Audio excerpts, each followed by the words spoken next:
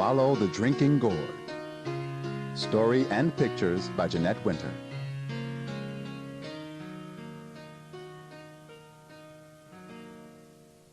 Long ago, before the Civil War, there was an old sailor called Peg-Leg Joe who did what he could to help free the slaves.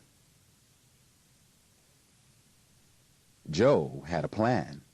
He'd use hammer and nail and saw and work for the master, the man who owned the slaves on the cotton plantation. Joe had a plan.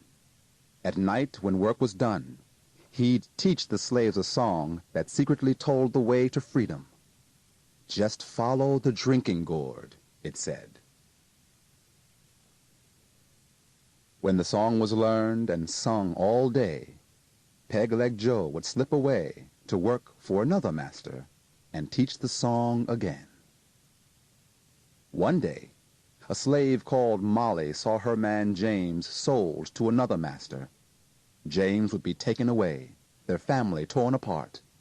Just one more night together. A quail called in the trees that night. Molly and James remembered Joe's song. They sang it low. When the sun comes back and the first quail calls, follow the drinking gourd, for the old man is waiting for to carry you to freedom if you follow the drinking gourd.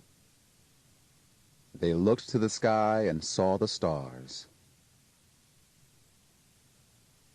Taking their little son Isaiah, old Hattie, and her grandson George, Molly and James set out for freedom that very night, following the stars of the drinking gourd.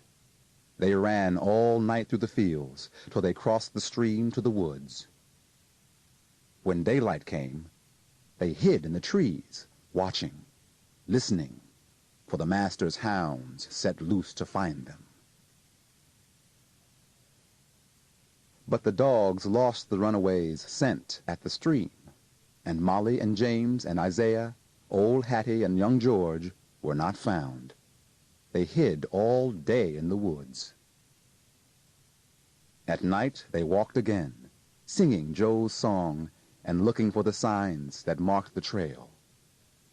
The riverbank makes a very good road. The dead trees will show you the way. Left foot, peg foot, traveling on. Follow the drinking gourd.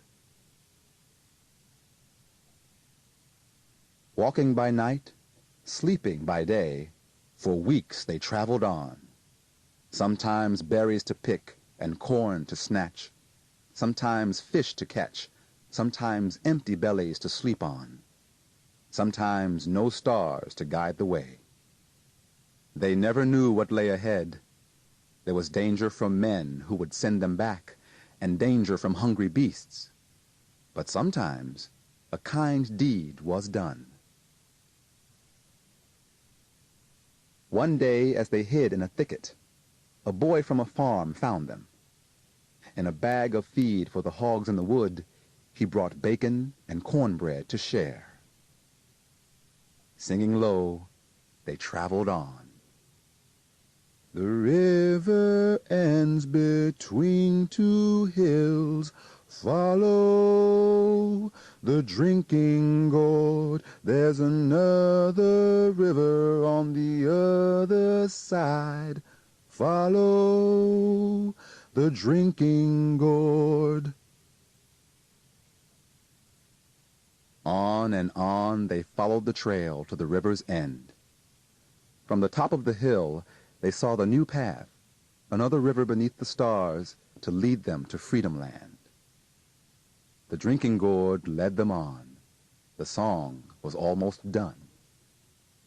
When the great big river meets the little river, Follow the drinking gourd, for the old man is waiting for to carry you to freedom if you follow the drinking gourd.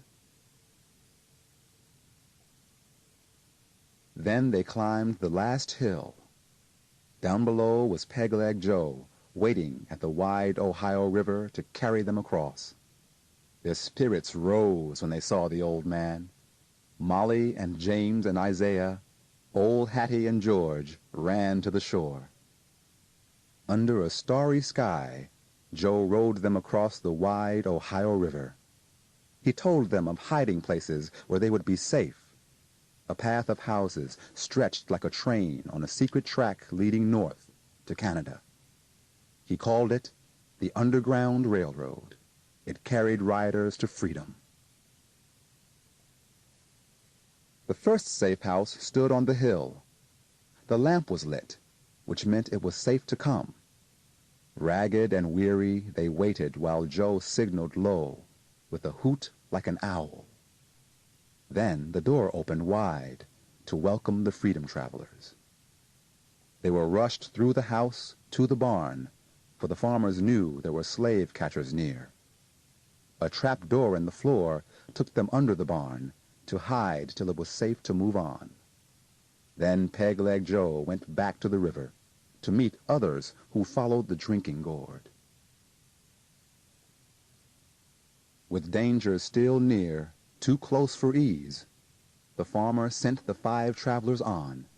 He drew a map that showed the way north on the midnight road to the next safe house, just over 2 hills.